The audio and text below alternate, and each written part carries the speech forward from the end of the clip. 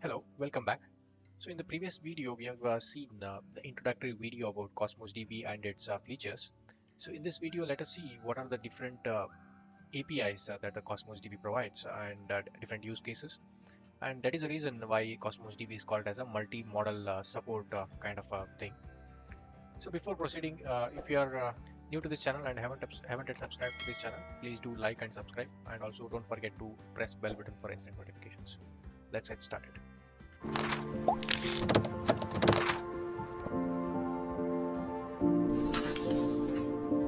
So as you can see here, Cosmos DB is definitely a no. I mean, it is supposed to support the NoSQL different NoSQL data formats. When you see NoSQL, it is not having a proper relational. So there is ways of storing the data, right? So you can store the data in a tabular format. Proper rows and columns will be there, and each table will be having rows and columns well defined, and based on that, you will store the data inside the table. So there is one more approach how you store the data. You store it in a file format or any other format. So then that becomes the NoSQL because there you don't have any kind of structure defined, predefined structure is not there. So that we call it as a NoSQL. And Cosmos DB is meant to provide different kinds of storage which are of a type NoSQL, right? So as you can see here, especially at a high level, Cosmos DB provides four different types of APIs. So first one is a Azure, table API. Next one is a Cassandra API. Third is a Gremlin API, and fourth, actually there are two inside four. Is because these two are actually the document APIs. Previously, Cosmos DB was called as a document DB because it was supporting MongoDB and SQL kind of scenarios. But since it's been introduced or it's been started supporting with table storage, Cassandra, and Gremlin, so the Azure has replaced the document DB, the name document DB, to Cosmos DB. So that is the reason why we are calling it as a Cosmos DB instead of document DB. So which was the old name of Cosmos, right? And yeah, so these are the four high level types, different types, and let us try to understand one by one in detail. So if you see in the next slide, so we will just define each one of them at a high level, right? So key value pair. So key value pair is nothing but you have the key, and for each key, unique key, you are having a value. So key definitely should be a unique, and that will be associated with a value. So this value can be of any type. So it can be a JSON format, or it can be any just a string format. So it can be of anything, right? So this is one way of storing the data. So you can relate this to in the previous video we have seen Azure table storage. You can relate to that table storage here. It is very similar to that of Azure table storage. So this is a premium version of Azure table storage, right? So and the next one is a wide column, wide column API. I mean wide column kind of a scenario where we are talking about the Cassandra API, right? So this Cassandra API we're talking about, where the data, if you are familiar with Cassandra API, how the format of data is stored in Cassandra API is for each row, whatever you are storing the value, the number of columns might be different, and also the format of the data might be different. It is not like here you are storing the first column, you are storing employee ID for the first row, and for the second row you might store any other values. It is not like a schema. It doesn't follow a strict schema kind of thing, right? And in the first row there can be one column, in second row there can be 10 columns.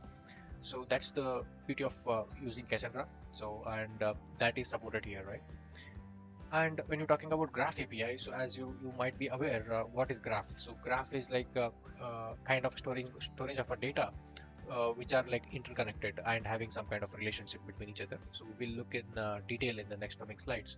So in this case of scenario, we will be using a Graph API of Cosmos DB. And one last important thing is a document API, which is actually the default API, what we call, and it is the most used API in Cosmos.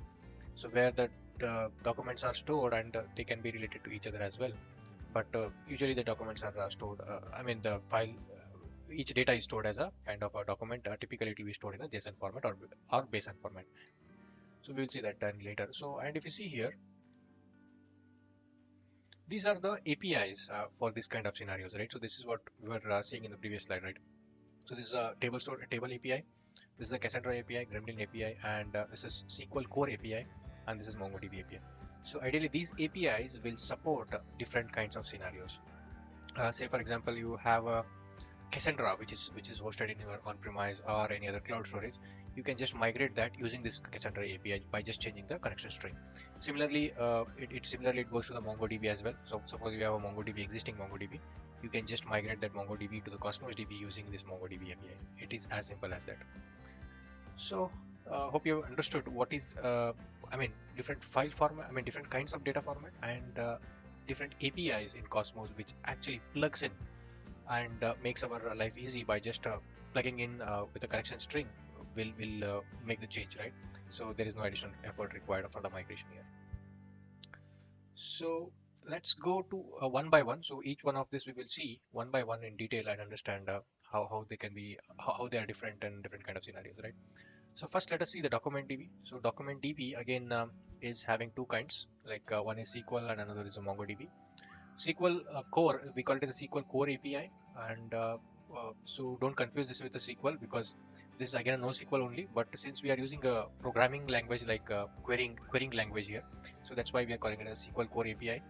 And the data usually be stored in a JSON format, JSON document, as a JSON document here.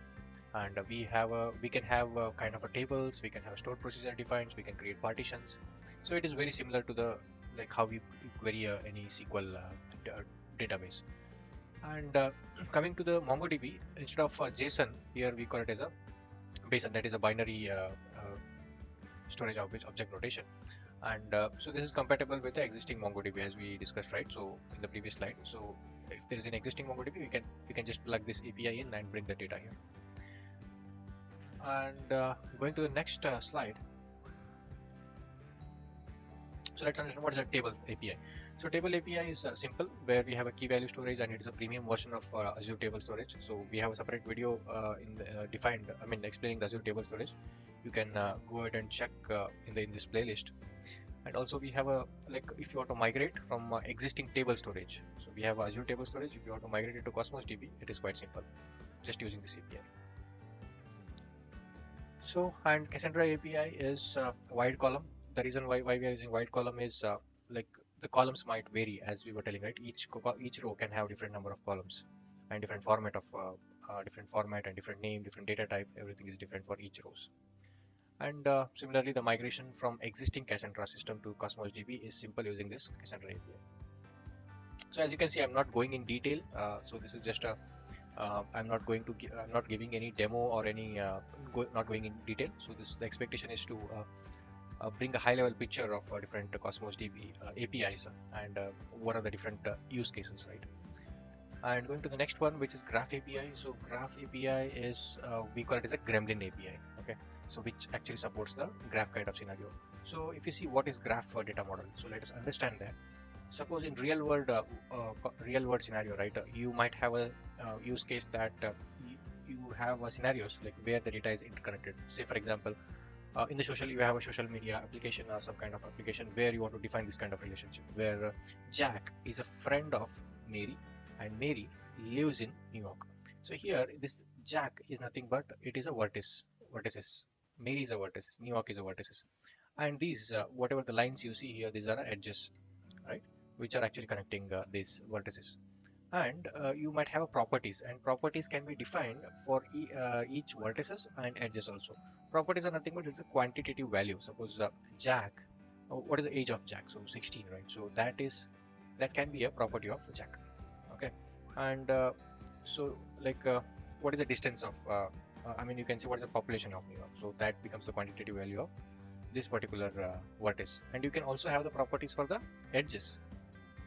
Say friend of Jack is a friend of Mary, but from how many years? Say 5 years. So that is again a quantitative value that is defined on top of the edge. So basically this is a vertex, these are the edges, and for each vertices and edges we can have a quantified value that we call it as a properties. Hope that's clear. So this kind of scenario we usually use in a social media or IoT kind of applications, or if you think of a Google map or kind of any kind of maps where you want to define the relationship between. And we can think of a number of scenarios. So you can use it for manufacturing or supply chain, or you can have a biotechnology or any kind of research that you can think of where you have this kind of complex relationships. So this relationship is not simple as what we define a relationship in a SQL kind of scenario, right? In RDBMS. So there it is different, but here we are thinking about a network. So this is a network-like relationship. It can grow like this, right? So it can grow like a network, big network, right? So yeah, so in these scenarios, actually what happens is this relationship will be stored in the persisted in the storage. So whenever you want to read the data or you want to query the data, you will use a graph traversal language here. So that's the difference. I mean, that's the programming language that we can use to actually query the data and get the data that we require, right? So as we have seen all different kinds of API that Cosmos DB provides, and now there might be a thought in your mind. So we have different kind of APIs, but when to use what? So that's a big question. So if you see this table and understand that, that answers your question now. Suppose if you're starting any new Scratch project, so close your eyes and go to the SQL core, because so this is the most recommended or by default approach API that we need to use. Suppose if you don't have any scenarios, right? MongoDB, Cassandra, Table, Gremlin, you don't have any scenarios in mind, and you are starting from the scratch. So you need to go for a SQL core, because it is actually the way how the data is stored and queries is a simpler form. It is a simpler format, and it is a default one as well. So, and suppose if we have existing systems, right? Existing system can be of MongoDB, Cassandra, Table, or Gremlin. In that case, you should use the respective APIs to bring the data into the Cosmos using this respective APIs. So, and there might be a, as we saw, right, there might be a cases where you want to define the relationship between data, like network-like relationship. In that case, definitely the Gremlin is the only option, more efficient option, we would say. And the last option is so apart from these scenarios, like you don't have any complex relationship, you don't have any MongoDB, Cassandra table or Gremlin kind of scenario. So in these cases, or don't have you are not using a Scratch project also, you might be looking for existing project. Even in that case, irrespective of old or new project, so you should simply go for a SQL core if you're already not using this kind of APIs or the Graph API, right? Gremlin API. So that is hope this makes it simple. Understanding is seeing this chart, the understanding is quite simple. So the conclusion here is the most frequently used or most widely used API is SQL Core API, no doubt about it. In some rare cases, we might use Graph API, but any other cases which you are having existing applications, Table, Cassandra, Mongo, or Gremlin, only in that case you use this. Okay, all other scenarios use this. That's why SQL Core is the most frequently used in the across the industry. Hope this is clear. Thanks for watching.